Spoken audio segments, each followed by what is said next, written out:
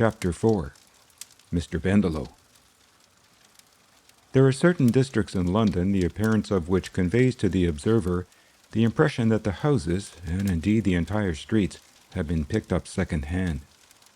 There is in this aspect a grey, colourless, mouldy quality, reminiscent not of the antique shop, but rather of the marine store dealers, a quality which even communicates itself to the inhabitants, so that one gathers the impression that the whole neighbourhood was taken as a going concern.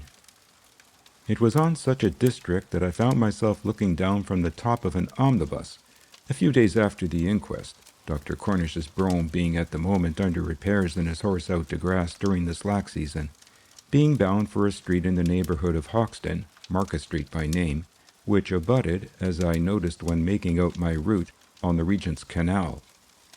The said route I had written out, and now, in the intervals of my surveys of the unlovely prospect, I divided my attention between it and the note which had summoned me to these remote regions. Concerning the latter I was somewhat curious, for the envelope was addressed not to Dr. Cornish, but to Dr. Stephen Gray. This was really quite an odd circumstance. Either the writer knew me personally, or was aware that I was acting as locum tenens for Cornish. But the name, James Morris, was unknown to me, and a careful inspection of the index of the ledger had failed to bring to light anyone answering to the description. So Mr. Morris was presumably a stranger to my principal also. The note, which had been left by hand in the morning, requested me to call as early in the forenoon as possible, which seemed to hint at some degree of urgency. Naturally, as a young practitioner, I speculated with interest, not entirely unmingled with anxiety, on the possible nature of the case, and also on the patient's reasons for selecting a medical attendant whose residence was so inconveniently far away. In accordance with my written route, I got off the omnibus at the corner of Shepherdess Walk, and pursuing that pastoral thoroughfare for some distance, presently plunged into a labyrinth of streets adjoining it, and succeeded most effectually in losing myself.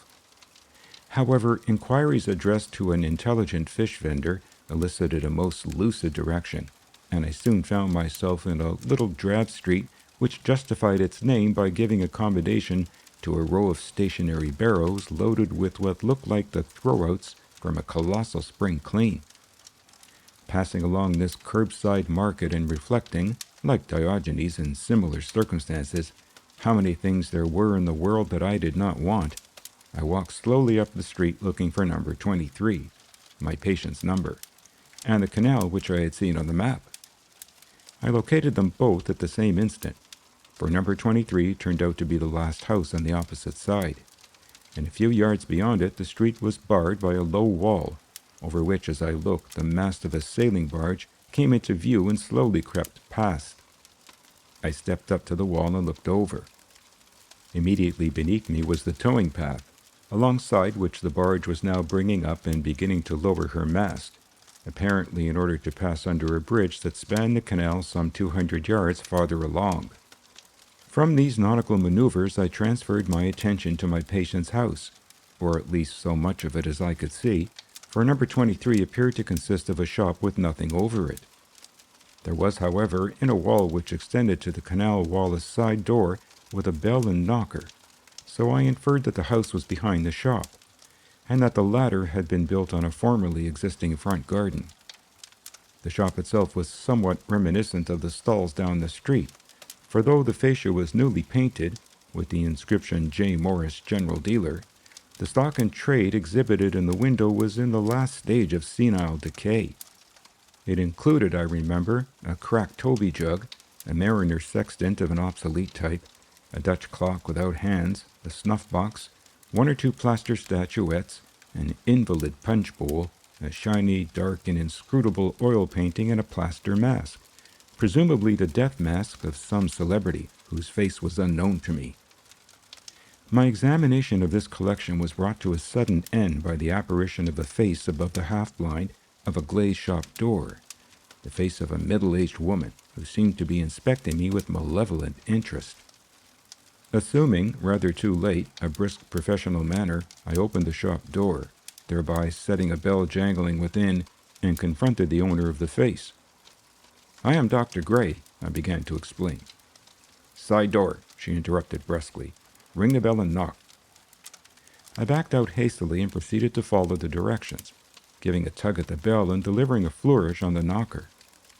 The hollow reverberations of the latter almost suggested an empty house, but my vigorous pull at the bell handle produced no audible result, from which I inferred, wrongly as afterwards appeared, that it was out of repair.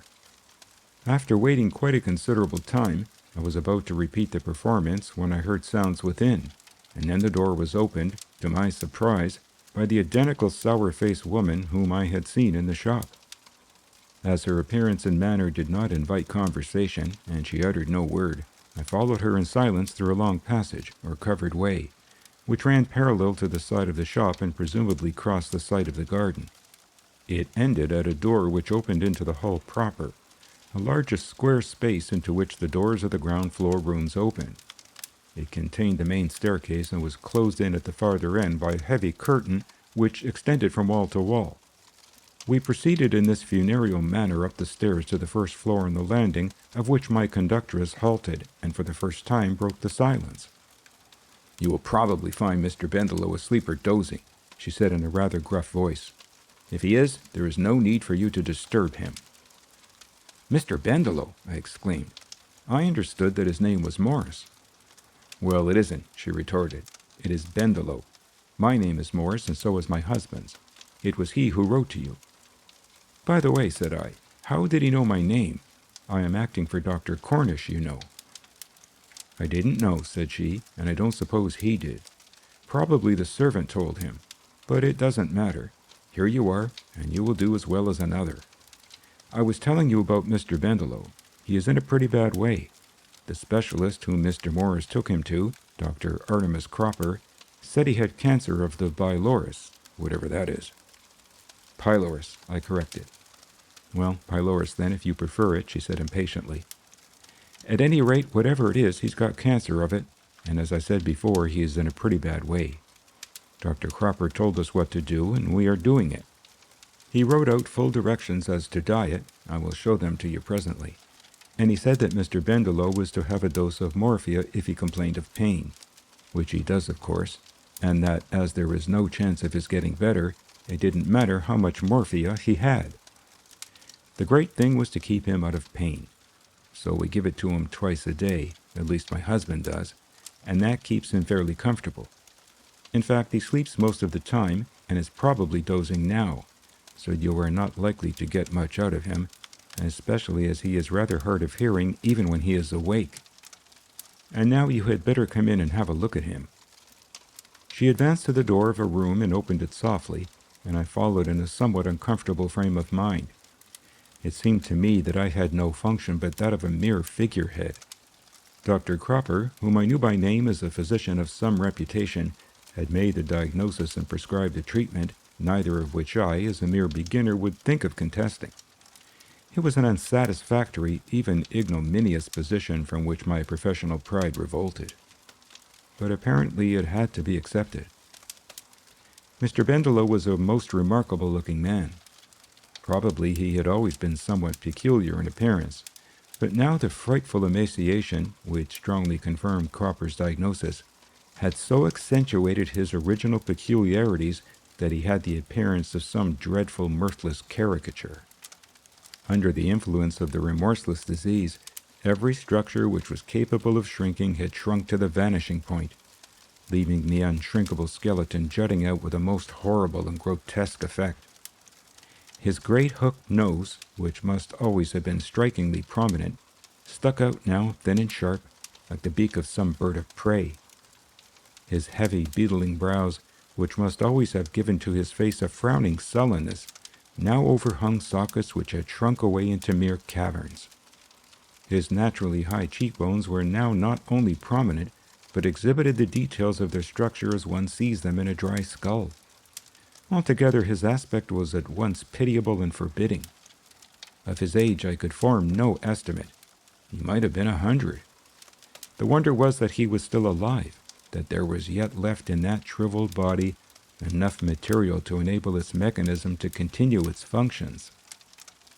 He was not asleep, but was in that somnolent, lethargic state that is characteristic of the effects of morphia.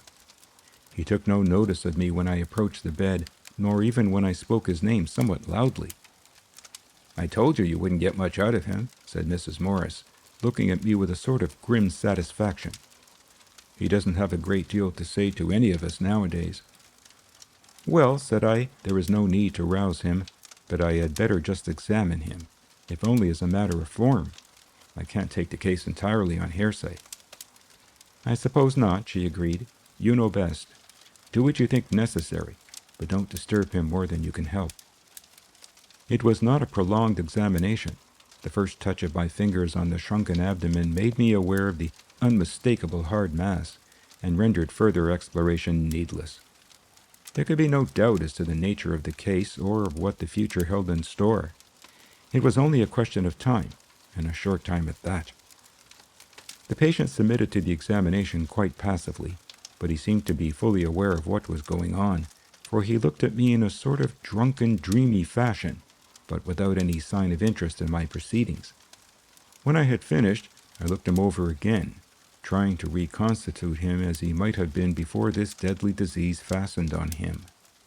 I observed that he seemed to have a fair crop of hair of a darkish iron gray. I say seemed, because the greater part of his head was covered by a skull cap of black silk, but a fringe of hair straying from under it onto the forehead suggested that he was not bald. His teeth, too, which were rather conspicuous, were natural teeth and in good preservation. In order to verify this fact, I stooped and raised his lip the better to examine them, but at this point Mrs. Morris intervened. "There, that will do," she said impatiently. "You are not a dentist, and his teeth will last as long as he will want them. If you have finished, you had better come with me, and I will show you Dr. Cropper's prescriptions. Then you can tell me if you have any further directions to give." She led the way out of the room, and when I had made a farewell gesture to the patient, of which he took no notice, I followed her down the stairs to the ground floor, where she ushered me into a small, rather elegantly furnished room. Here she opened the flap of a bureau, and from one of the little drawers took an open envelope which she handed to me. It contained 1 or 2 prescriptions for occasional medicines, and a sheet of directions relative to the diet and general management of the patient, including the administration of morphia. The latter read, under the general heading, "Simon Bendelow, Esquire." As the case progresses, it will probably be necessary to administer morphine regularly, but the amount given should, if possible, be restricted to 1/4 grain morph sulf, not more than twice a day. But of course the hopeless prognosis and probable early termination of the case makes some latitude admissible. Although I was in complete agreement with the writer, I was a little puzzled by these documents. They were signed Artemis Cropper, M.D., but they were not addressed to any person by name. They appeared to have been given to Mr. Morris, in whose possession they now were, but the use of the word morphine instead of the more familiar morphia, and the generally technical phraseology seemed inappropriate to directions addressed to laypersons. As I returned them, I remarked, "These directions read as if they had been intended for the information of a medical man." "They were," she replied. "They were meant for the doctor who was attending Mr. Bendelow at the time. When we moved to this place, I got them from him to show to the new doctor. You are the new doctor." "Then you haven't been here very long?" "No," she replied. "We have only just moved in. And that reminds me that our stock of morphia is running out. Could you bring a fresh tube of the tabloids next time you call? My husband left an empty tube for me to give to you to remind you what size the tabloids are. He gives Mr. Bendelow the injections." "Thank you," said I, "but I don't want the empty tube. I read the prescription and shan't forget the dose. I will bring a new tube tomorrow. That is, if you want me to call every day. It seems hardly necessary." "No, it doesn't," she agreed. "I should think twice a week would be quite enough. Monday and Thursday would suit me best. If you could manage to come about this time, I should be sure to be in. My time is rather taken up, as I haven't a servant at present." It was a bad arrangement. Fixed appointments are things to avoid in medical practice. Nevertheless, I agreed to it, subject to unforeseen obstacles, and was forthwith conducted back along the covered way and launched into the outer world with a farewell which would be inadequate to describe as unemotional. As I turned away from the door, I cast a passing glance at the shop window, and once again I perceived a face above the half-blind. It was a man's face this time, presumably the face of Mr. Morris, and like his wife he seemed to be taking stock of me. I returned the attention, and carried away with me the instantaneous mental photograph of a man in that unprepossessing transitional state between being clean-shaved and wearing a beard which is characterized by a sort of grubby prickliness that disfigures the features without obscuring them. His stubble was barely a week old, but as his complexion and hair were dark, the effect was very untidy and disreputable. And yet, as I have said, it did not obscure the features. I was even able, in that momentary glance, to note a detail which would probably have escaped a non-medical eye: the scar of a hair lip which had been very neatly and skillfully mended, and which a mustache would probably have concealed altogether. I did not, however, give much thought to Mr. Morris. It was his dour-faced wife with her gruff, overbearing manner who principally occupied my reflections. She seemed to have divined in some way that I was but a beginner. Perhaps my youthful appearance gave her the hint, and to have treated me with almost open contempt. In truth, my position was not a very dignified one. The diagnosis of the case had been made for me, the treatment had been prescribed for me, and was now being carried out by other hands than mine. My function was to support a kind of legal fiction that I was conducting the case, but principally to supply the morphia, which a chemist might have refused to do, and when the time came, to sign the death certificate. It was an ignominious role for a young and ambitious practitioner, and my pride was disposed to boggle at it. But yet there was nothing to which I could object. The diagnosis was undoubtedly correct, and the treatment and management of the case exactly such as I should have prescribed. Finally, I decided that my dissatisfaction was principally due to the unattractive personality of Mrs. Morris, and with this conclusion I dismissed the case from my mind and let my thoughts wander into more agreeable channels. Chapter 5. Inspector Follett's Discovery. To a man whose mind is working actively, walking is a more acceptable mode of progression than riding in a vehicle. There is a sort of reciprocity between the muscles and the brain, possibly due to the close association of the motor and physical centers, whereby the activity of the one appears to act as a stimulus to the other. A sharp walk sets the mind working, and conversely a state of lively reflection begets an impulse to bodily movement. Hence, when I had emerged from Market Street and set my face homewards, I let the omnibuses rumble past unheeded. I knew my way now. I had but to retrace the route by which I had come, and, preserving my isolation amidst the changing crowd, let my thoughts keep pace with my feet. And I had, in fact, a good deal to think about, a general subject for reflection which arranged itself around two personalities, Miss D'Arblay and Dr. Thorndyke. To the former I had written suggesting a call on her, subject to the exigencies of the service, on Sunday afternoon, and had received a short but cordial note definitely inviting me to tea. So that matter was settled, and really required no further consideration, though it did actually occupy my thoughts for an appreciable part of my walk. But that was mere self-indulgence, the preliminary savoring of an anticipated pleasure. My cogitations respecting Dr. Thorndyke were, on the other hand, somewhat troubled. I was eager to invoke his aid in solving the hideous mystery which his acuteness had, I felt convinced, brought into view. But it would probably be a costly business, and my pecuniary resources were not great. To apply to him for services of which I could not meet the cost was not to be thought of. The too common meanness of sponging on a professional man was totally abhorrent to me. But what was the alternative? The murder of Julius D'Arblay was one of those crimes which offer the police no opportunity, at least so it seemed to me. Out of the darkness this fiend had stolen to commit this unspeakable atrocity, and into the darkness he had straightway vanished, leaving no trace of his identity nor any hint of his diabolical motive. It might well be that he had vanished forever, that the mystery of the crime was beyond solution. But if any solution was possible, the one man who seemed capable of discovering it was John Thorndyke.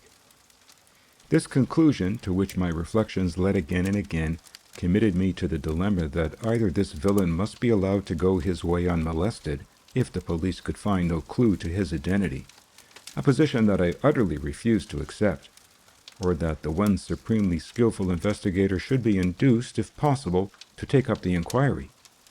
In the end, I decided to call on Thorndyke and frankly lay the facts before him, but to postpone the interview until I had seen Miss D'Arblay and ascertained what view the police took of the case and whether any new facts had transpired. The train of reflection which brought me to this conclusion had brought me also, by way of Pentonville, to the more familiar neighborhood of Clerkenwell, and I had just turned into a somewhat squalid by-street, which seemed to bear in the right direction, when my attention was arrested by a brass plate affixed to the door of one of those hybrid establishments, intermediate between a shop and a private house, known by the generic name of open surgery. The name upon the plate, Dr. Solomon Usher, awakened certain reminiscences. In my freshman days there had been a student of that name at our hospital, a middle-aged man, elderly we considered him, seeing that he was near upon 40, who, after years of servitude as an unqualified assistant, had scraped together the means of completing his curriculum. I remembered him very well, a facetious, seedy, slightly bibulous but entirely good-natured man, invincibly amiable, as he had need to be, and always in the best of spirits. I recalled the quaint figure that furnished such rich material for our schoolboy wit, the solemn spectacles, the ridiculous side whiskers, the chimney-pot hat, the formal frock-coat, too often decorated with a label secretly pinned to the coat-tail, and bearing some such inscription as "This style 10/6, or other scintillations of freshman humor, and looking over the establishment, decided that it seemed to present a complete congruity with that well-remembered personality. But the identification was not left to mere surmise, for even as my eye roamed along a range of stoppered bottles that peeped over the wire blind, the door opened and there he was, spectacles, side whiskers, top hat and frock coat all complete, plus an odematous-looking umbrella. He did not recognize me at first, naturally, for I had changed a good deal more than he had in the 5 or 6 years that had slipped away, but inquired gravely if I wished to see him. I replied that it had been the dearest wish of my heart, now at length gratified. Then, as I grinned in his face, my identity suddenly dawned on him. "Why, it's Gray!" he exclaimed, seizing my hand. "God bless me, what a surprise! I didn't know you. Getting quite a man. Well, I am delighted to see you. Come in and have a drink." He held the door open invitingly, but I shook my head. "No thanks," I replied. "Not at this time in the day." "Nonsense," he urged. "Do you good. I've just had one myself. Can't say more than that, excepting that I am ready to have another. Won't you really? Pity. Should never waste an opportunity. Which way are you going?" It seemed that we were going the same way for some distance, and we accordingly set off together. "So you flopped out of the nest," he remarked, looking me over. "At least so I judge by the adult clothes that you were wearing. Are you in practice in these parts?" "No," I replied, "I am doing a locum. Only just qualified, you know." "Good," said he. "A locum's the way to begin. Try your prentice hand on somebody else's patients and pick up the art of general practice, which they don't teach you at the hospital." "You mean bookkeeping and dispensing and the general routine of the day's work?" I suggested. "No, I don't," he replied. "I mean practice, the art of pleasing your patients and keeping your end up. You've got a lot to learn, my boy. Experientia does it. Scientific stuff is all very well at the hospital, but in practice it is experience, gumption, tact, knowledge of human nature that counts." "I suppose a little knowledge of diagnosis and treatment is useful," I suggested. "For your own satisfaction, yes," he admitted, "but for practical purposes a little knowledge of men and women is a good deal better. It isn't your scientific learning that brings you kudos, nor is it out-of-the-way cases. It is just common sense brought to bear on common ailments. Take the case of an aurist. You think that he lives by dealing with obscure and difficult middle and internal ear cases. Nothing of the kind. He lives on wax. Wax is the foundation of his practice. Patient comes to him as deaf as a post. He does all the proper jugglery, tuning fork, otoscope, speculum, and so on for the moral effect. Then he hikes out a good old plug of cerumen, and the patient hears perfectly. Of course he is delighted. Thinks a miracle has been performed.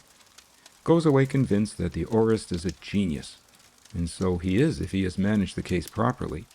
I made my reputation here on fishbone.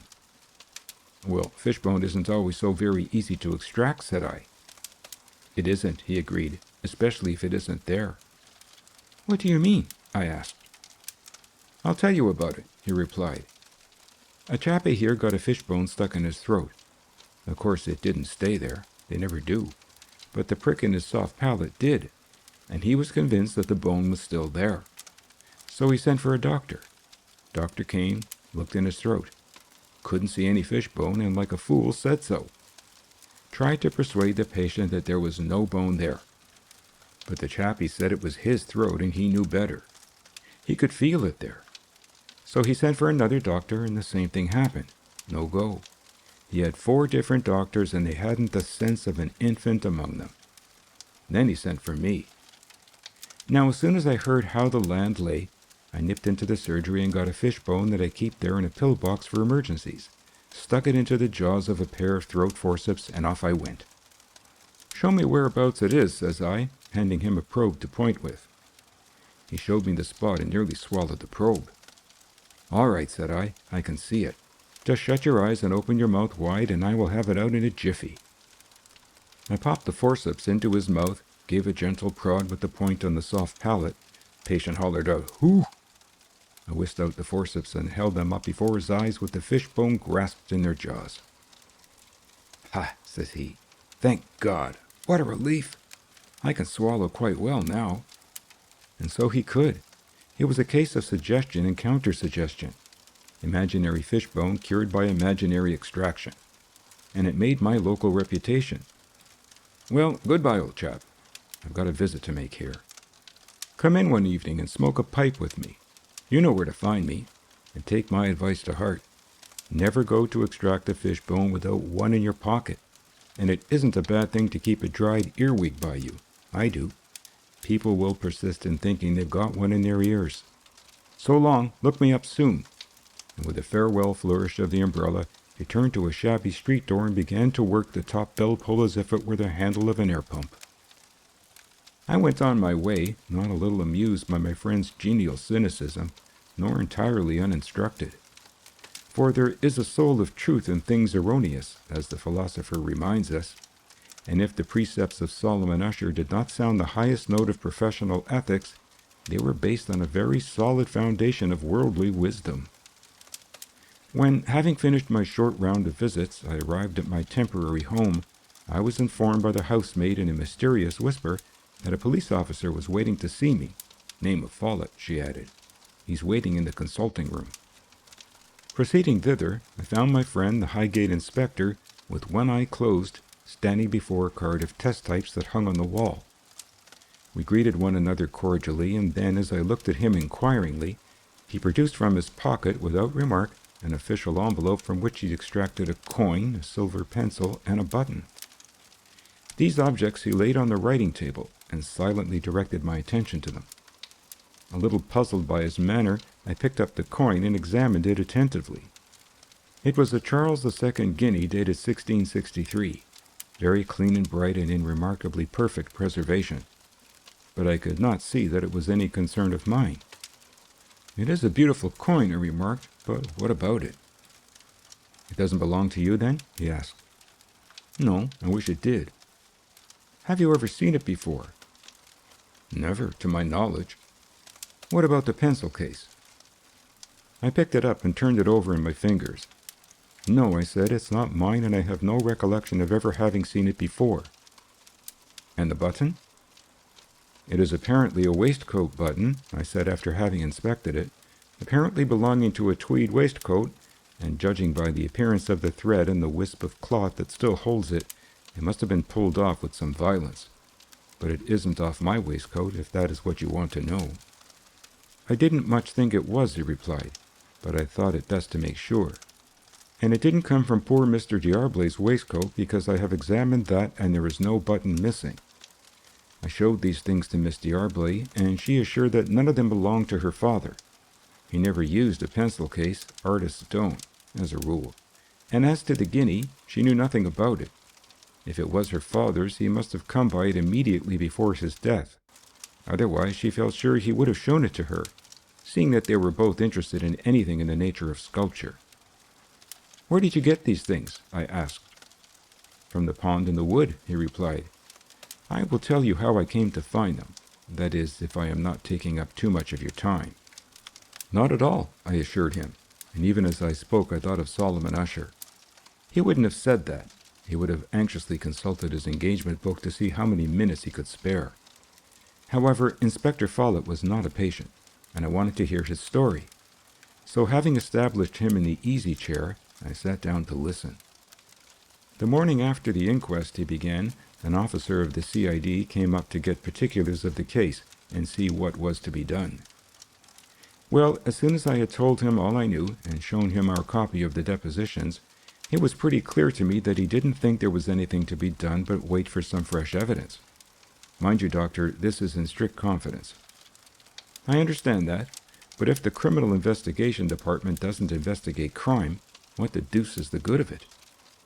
"That is hardly a fair way of putting it," he protested. "The people at Scotland Yard have got their hands pretty full, and they can't spend their time in speculating about cases in which there is no evidence. They can't create evidence, and you can see for yourself that there isn't the ghost of a clue to the identity of the man who committed this murder. But they are keeping the case in mind, and meanwhile we have got to report any new facts that may turn up. Those were our instructions, and when I heard them I decided to do a bit of investigating on my own, with the superintendent's permission, of course. Well, I began by searching the wood thoroughly, but I got nothing out of that excepting Mr. D'Arblay's hat, which I found in the undergrowth not far from the main path. Then I thought of dragging the pond, but I decided that, as it was only a small pond and shallow, it would be best to empty it and expose the bottom completely. So I dammed up the little stream that feeds it and deepened the outflow, and very soon I had it quite empty excepting a few small puddles. And I think it was well worth the trouble. These things don't tell us much, but they may be useful one day for identification. And they do tell us something. They suggest that this man was a collector of coins, and they made it fairly clear that there was a struggle in the pond before Mr. D'Arblay fell down." "That is, assuming that the things belonged to the murderer," I interposed. "There is no evidence that they did." "No, there isn't," he admitted, "but if you consider the three things together, they suggest a very strong probability. Here is a waistcoat button violently pulled off, and here are two things such as would be carried in a waistcoat pocket and might fall out if the waistcoat were dragged at violently when the wearer was stooping over a fallen man and struggling to avoid being pulled down with him. And then there is this coin. Its face value is a guinea, but it must be worth a good deal more than that. Do you suppose anybody would leave a thing of that kind in a shallow pond, from which it could be easily recovered with a common landing net? Why, it would have paid to have the pond dragged or even emptied. But as I say, that wouldn't have been necessary." "I am inclined to think you are right, Inspector," said I, rather impressed by the way in which he had reasoned the matter out. "But even so, it doesn't seem to me that we are much more forward. The things don't point to any particular person." "Not at present," he rejoined, "but a fact is a fact, and you can never tell in advance what you may get out of it. If we should get a hint of any other kind pointing to some particular person, these things might furnish invaluable evidence connecting that person with the crime. They may even give a clue now to the people at the CID, though that isn't very likely."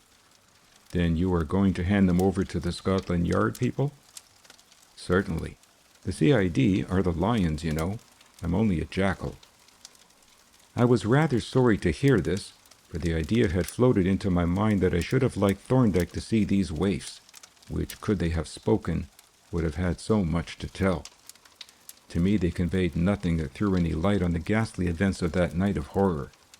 But to my teacher, with his vast experience and his wonderful power of analyzing evidence, they might convey some quite important significance. I reflected rapidly on the matter. It would not be wise to say anything to the inspector about Thorndyke, and it was quite certain that a loan of the articles would not be entertained. Probably a description of them would be enough for the purpose, but still I had a feeling that an inspection of them would be better.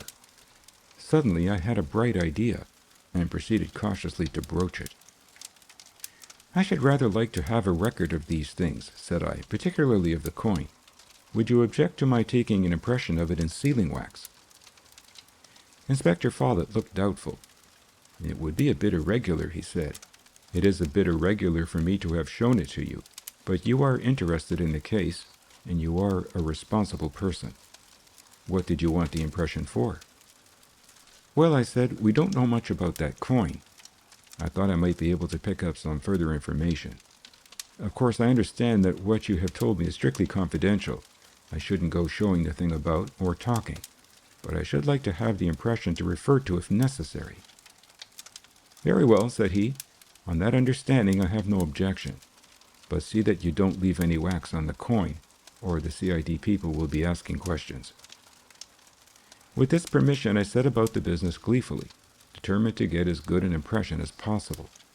From the surgery I fetched an ointment slab, a spirit lamp, a stick of sealing wax, a teaspoon, some powder papers, a bowl of water, and a jar of Vaseline. Laying a paper on the slab, I put the coin on it and traced its outline with a pencil. Then I broke off a piece of sealing wax, melted it in the teaspoon, and poured it out carefully into the marked circle so that it formed a round, convex button of the right size. While the wax was cooling to the proper consistency, I smeared the coin with Vaseline and wiped the excess off with my handkerchief. Then I carefully laid it on the stiffening wax and made steady pressure. After a few moments, I cautiously lifted the paper and dropped it into the water, leaving it to cool completely. When finally I turned it over under water, the coin dropped away by its own weight. "It is a beautiful impression," the inspector remarked, as he examined it with the aid of my pocket lens while I prepared to operate on the reverse side of the coin. "As good as the original. You seem rather adept at this sort of thing, Doctor. I wonder if you would mind doing another pair for me." Of course I complied gladly, and when the inspector departed a few minutes later, he took with him a couple of excellent wax impressions to console him for the necessity of parting with the original. As soon as he was gone, I proceeded to execute a plan that had already formed in my mind. First, I packed the 2 wax impressions very carefully in lint and bestowed them in a tin tobacco box, which I made up into a neat parcel and addressed it to Dr. Thorndyke. Then I wrote him a short letter giving him the substance of my talk with Inspector Follett and asking for an appointment early in the following week to discuss the situation with him. I did not suppose that the wax impressions would convey, even to him, anything that would throw fresh light on this extraordinarily obscure crime. But one never knew, and the mere finding of the coin might suggest to him some significance that I had overlooked. In any case, the new incident gave me an excuse for reopening the matter with him. I did not trust the precious missives to the maid, but as soon as the letter was written, I took it and the parcel in my own hands to the post, dropping the letter into the box, but giving the parcel the added security of registration.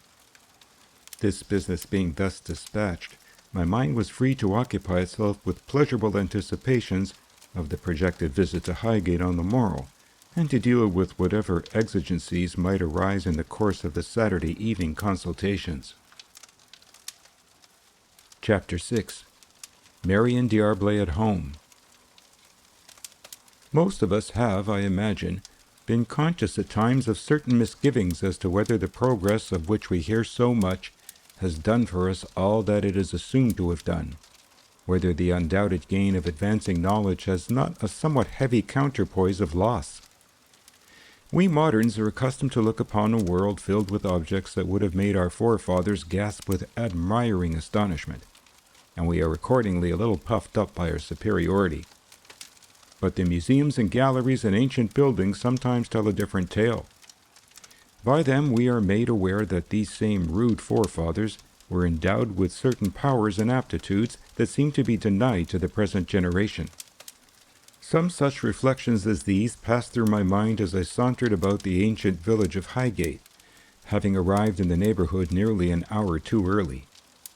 Very delightful the old village was to look upon, and so it had been even when the mellow red brick was new, and the plaster on the timber houses was but freshly laid, when the great elms were saplings and the stage wagon with its procession of horses rumbled along the road which now resounds to the thunder of the electric tram. It was not time that made beautiful its charming old houses and pleasant streets and closes, but fine workmanship guided by unerring taste. At 4 o'clock precisely, by the chime of the church clock, I pushed open the gate of Ivy Cottage, and as I walked up the flagged path, read the date 1709 on a stone tablet let into the brickwork. I had no occasion to knock, for my approach had been observed, and as I mounted the threshold, the door opened and Miss D'Arblay stood in the opening. "Miss Bowler saw you coming up the grove," she explained, as we shook hands. "It is surprising how much of the outer world you can see from a bay window. It is as good as a watchtower." She disposed of my hat and stick, and then preceded me into the room to which the window appertained, where, beside a bright fire, Miss Bowler was at the moment occupied with a brilliantly burnished copper kettle and a silver teapot. She greeted me with an affable smile, and as much of a bow as was possible under the circumstances, and then proceeded to make the tea with an expression of deep concentration. "I do like punctual people," she remarked, placing the teapot on a carved wooden stand. "You know where you are with them. At the very moment when you turned the corner, sir, Miss Marion finished buttering the last muffin and the kettle boiled over, so you won't have to wait a moment." Miss D'Arblay laughed softly. "You speak as if Dr. Gray had staggered into the house in a famished condition, roaring for food," said she. "Well," retorted Miss Bowler, "you said tea at 4 o'clock, and at 4 o'clock the tea was ready and Dr. Gray was here.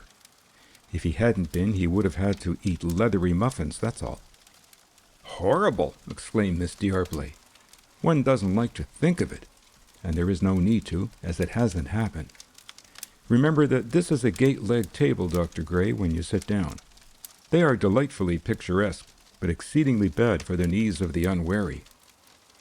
I thanked her for the warning, and took my seat with due caution.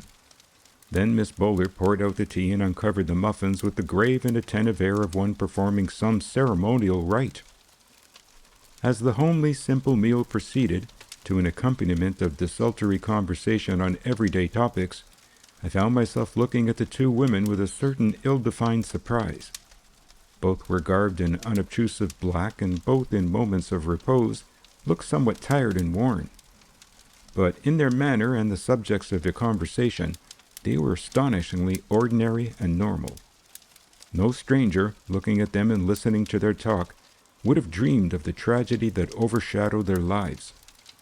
But so it constantly happens. We go into a house of mourning and are almost scandalized by its cheerfulness, forgetting that whereas to us the bereavement is the one salient fact, to the bereaved there is the necessity of taking up afresh the threads of their lives. Food must be prepared even while the corpse lies under the roof, and the common daily round of duty stands still for no human affliction. But, as I have said, in the pauses of the conversation, when their faces were in repose, both women looked strained and tired. Especially was this so in the case of Miss D'Arblay. She was not only pale, but she had a nervous, shaken manner which I did not like. And as I looked anxiously at the delicate, pallid face, I noticed, not for the first time, several linear scratches on the cheek and a small cut on the temple. "What have you been doing to yourself?" I asked. "You look as if you had had a fall." "She has," said Miss Bowler in an indignant tone. "It is a marvel that she is here to tell the tale. The wretches!" I looked at Miss D'Arblay in consternation. "What wretches?" I asked. "Ah, indeed," growled Miss Bowler. "I wish I knew. Tell him about it, Miss Marion." "It was really rather a terrifying experience," said Miss D'Arblay, "and most mysterious. You know Southwood Lane and the long, steep hill at the bottom of it?" I nodded, and she continued. "I have been going down to the studio every day on my bicycle just to tidy up, and of course I went by Southwood Lane. It is really the only way, but I always put on the brake at the top of the hill and go down quite slowly because of the crossroads at the bottom. Well, 3 days ago I started as usual and ran down the lane pretty fast until I got on the hill. Then I put on the brake, and I could feel at once that it wasn't working. Has your bicycle only one brake? I asked. It had. I am having a second one fixed now. Well, when I found that the brake wasn't acting, I was terrified. I was already going too fast to jump off, and the speed increased every moment. I simply flew down the hill, faster and faster, with the wind whistling about my ears and the trees and the houses whirling past like express trains. Of course, I could do nothing but steer straight down the hill, but at the bottom there was the archway road with the trams and buses and wagons. I knew that if a tram crossed the bottom of the lane as I reached the road, it was practically certain death. I was horribly frightened. However, mercifully the archway road was clear when I flew across it, and I steered to run on down Muswell Hill Road, which is nearly in a line with the lane. But suddenly I saw a steamroller and a heavy cart, side by side and taking up the whole of the road. There was no room to pass. The only possible thing was to swerve round if I could into Wood Lane, and I just managed it. But Wood Lane is pretty steep, and I flew down it faster than ever. That nearly broke down my nerve, for at the bottom of the lane is the wood, the horrible wood that I can never even think of without a shudder. And there I seemed to be rushing towards it to my death. She paused and took a deep breath, and her hand shook so that the cup which it held rattled in the saucer. Well, she continued, down the lane I flew with my heart in my mouth and the entrance to the wood rushing to meet me. I could see that the opening in the hurdles was just wide enough for me to pass through, and I steered for it. I whizzed through into the wood, and the bicycle went bounding down the steep, rough path at a fearful pace until it came to a sharp turn, and then I don't quite know what happened. There was a crash of snapping branches and a violent shock, but I must have been partly stunned, for the next thing I remember is opening my eyes and looking stupidly at a lady who was stooping over me. She had seen me fly down the lane, and had followed me into the wood to see what happened to me. She lived in the lane, and she very kindly took me to her house and cared for me until I was quite recovered, and then she saw me home and wheeled the bicycle. "It is a wonder you were not killed outright," I exclaimed. "Yes," she agreed, "it was a narrow escape. But the odd thing is that, with the exception of these scratches and a few slight bruises, I was not hurt at all, only very much shaken. And the bicycle was not damaged a bit." "By the way," said I, "what had happened to the brake?" "Ah," exclaimed Miss Bowler, "there you are. The villains." Miss D'Arblay laughed softly. "Ferocious Arabella," said she. "But it is really a most mysterious affair. Naturally, I thought that the wire of the brake had snapped, but it hadn't. It had been cut." "Are you quite sure of that?" I asked. "Oh, there is no doubt at all," she replied. "The man at the repair shop showed it to me. It wasn't merely cut in one place. A length of it had been cut right out. And I can tell within a few minutes when it was done, for I had been riding the machine in the morning and I know the brake was all right then. But I left it for a few minutes outside the gate while I went into the house to change my shoes, and when I came out, I started on my adventurous journey. In those few minutes, someone must have come along and just snipped the wire through in two places and taken away the piece." "Scoundrel," muttered Miss Bowler, and I agreed with her most cordially. "It was an infamous thing to do," I exclaimed, "and the act of an abject fool. I suppose you have no idea or suspicion as to who the idiot might be?" "Not the slightest," Miss D'Arblay replied. "I can't even guess at the kind of person who would do such a thing. Boys are sometimes very mischievous, but this is hardly like a boy's mischief." "No," I agreed, "it is more like the mischief of a mentally defective adult, the sort of half-baked larrikin who sets fire to a rick if he gets the chance." Miss Bowler sniffed. "Looks to me more like deliberate malice," said she. "Mischievous acts usually do," I rejoined, "but yet they are mostly the outcome of stupidity that is indifferent to consequences." "And it is of no use arguing about it," said Miss D'Arblay, "because we don't know who did it or why he did it, and we have no means of finding out. But I shall have 2 brakes in future, and I shall test them both every time I take the machine out." "I hope you will," said Miss Bowler, and this closed the topic so far as conversation went, though I suspect that, in the interval of silence that followed, we all continued to pursue it in our thoughts. And to all of us, doubtless, the mention of Churchyard Bottom Wood had awakened memories of that fatal morning when the pool gave up its dead.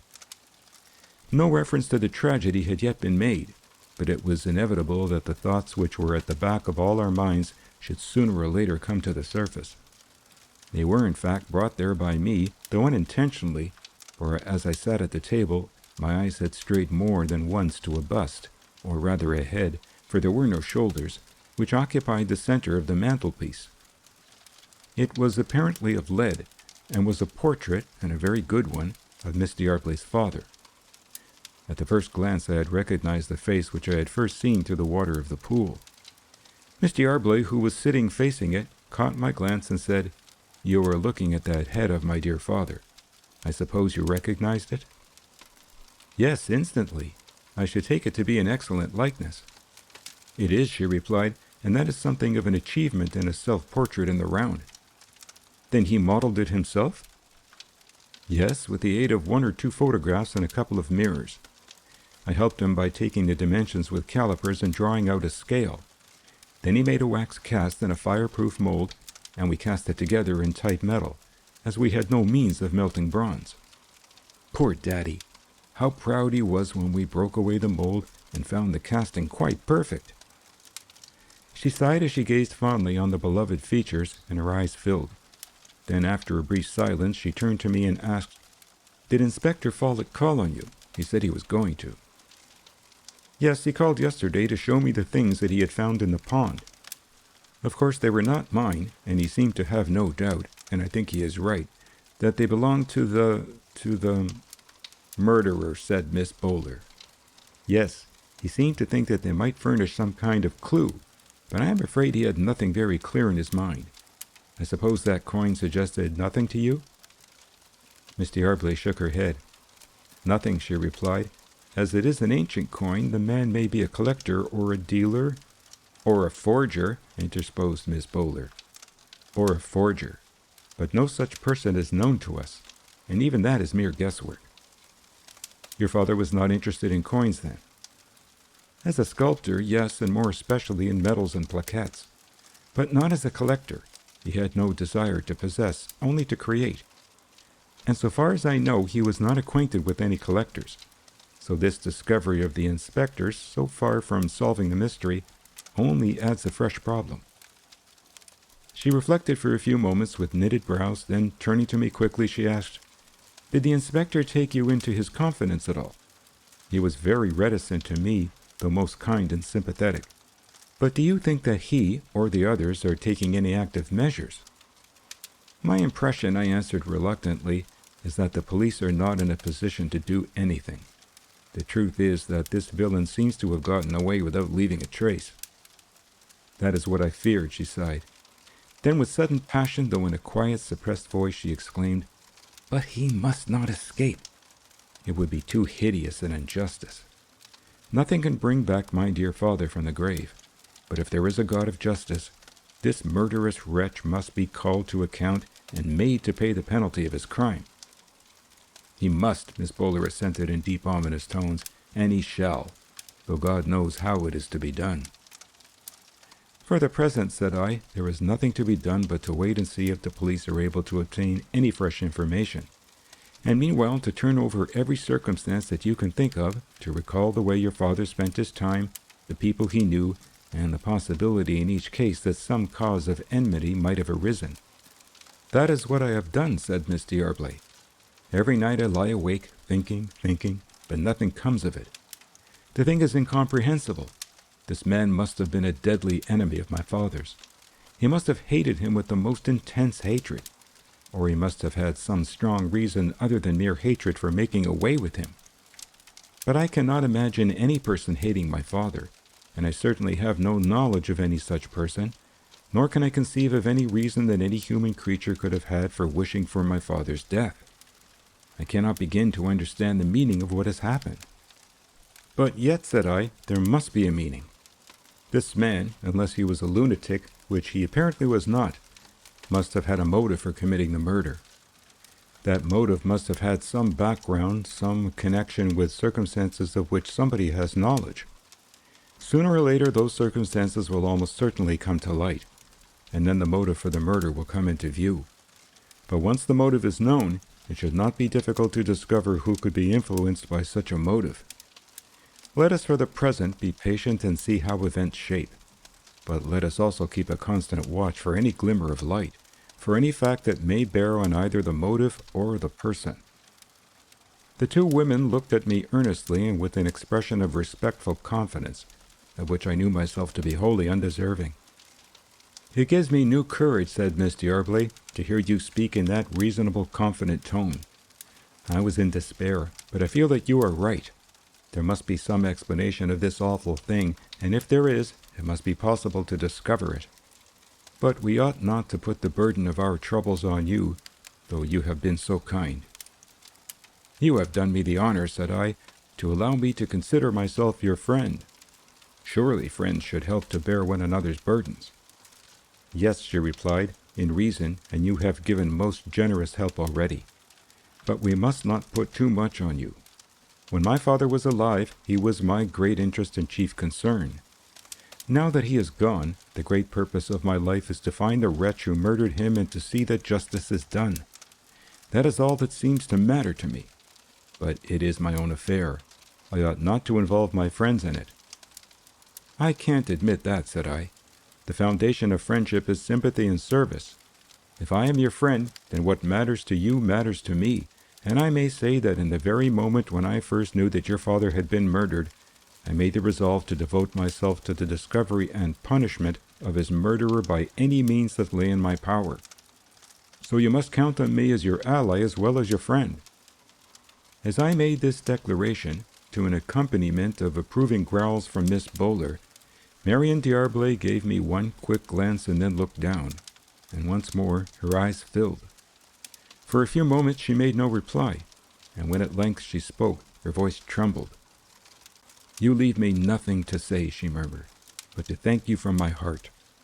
But you little know what it means to us, who felt so helpless, to know that we have a friend so much wiser and stronger than ourselves." I was a little abashed, knowing my own weakness and helplessness, to find her putting so much reliance on me. However, there was Thorndyke in the background, and now I was resolved that if the thing was in any way to be compassed, his help must be secured without delay. A longish pause followed, and as it seemed to me that there was nothing more to say on this subject until I had seen Thorndyke, I ventured to open a fresh topic. "What will happen to your father's practice?" I asked. "Will you be able to get anyone to carry it on for you?" "I am glad you asked that," said Miss D'Arblay, "because now that you are our counselor, we can take your opinion. I have already talked the matter over with Arabella, with Miss Bowler." "There is no need to stand on ceremony," the latter lady interposed.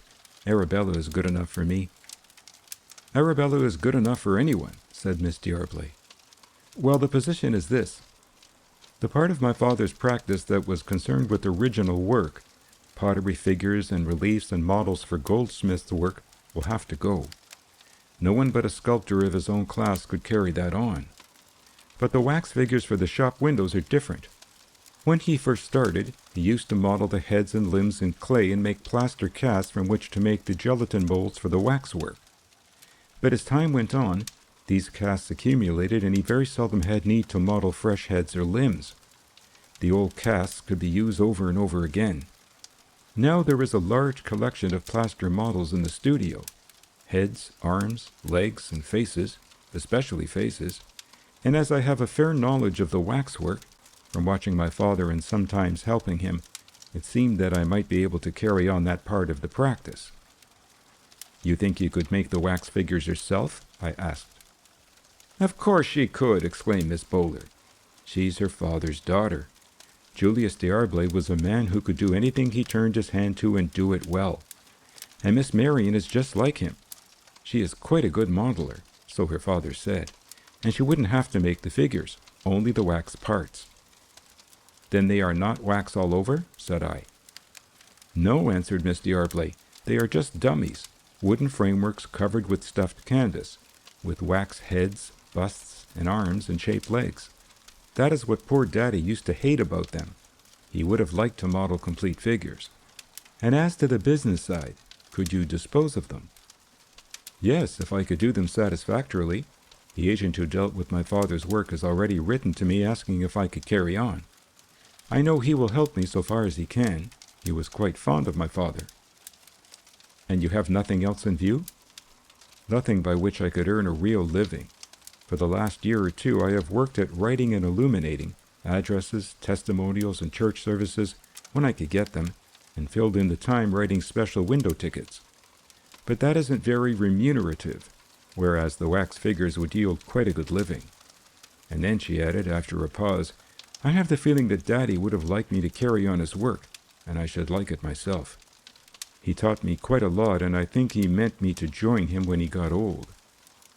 As she had evidently made up her mind, and as her decision seemed quite a wise one, I concurred with as much enthusiasm as I could muster.